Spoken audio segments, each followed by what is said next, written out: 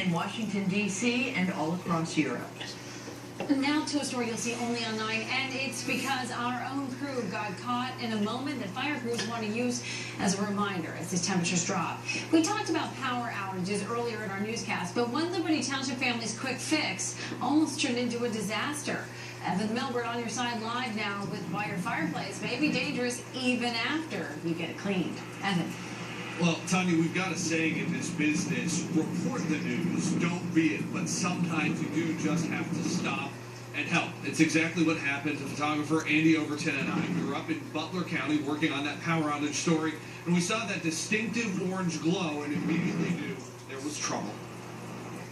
It really is the perfect night, below zero wind chill and power out. Start that whole fireplace up. But Robert Vetter and his family got more than they bargained for Wednesday. It's like a roaring noise. It sounded like thunder coming through. Flames were shooting from the top of his chimney. Night Underside photographer Andy Overton and I spotted it and pulled over to let Vetter know.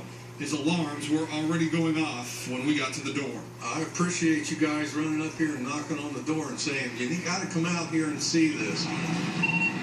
Liberty Township fire crews didn't have much to do, just airing the place out, really.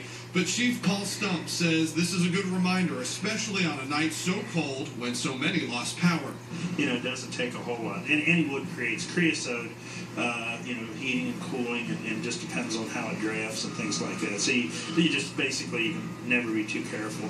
Vetter just had the chimney cleaned a couple months back. Debris here from what looks like a wasp nest had gotten up in there and put a large wasp nest in. That caught fire and went straight on up the chimney into the catch and was blowing out over the roof.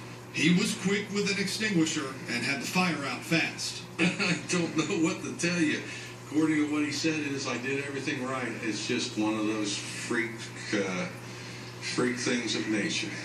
I'm glad we were able to help, and it is an important reminder never to leave a fire unattended. And luckily tonight there was minimal damage to the house. The Vetters and their dogs are actually staying the night. Things are just fine there for them. We're live in Mount Adams. I'm Evan Miller, 9 on your side. An avocado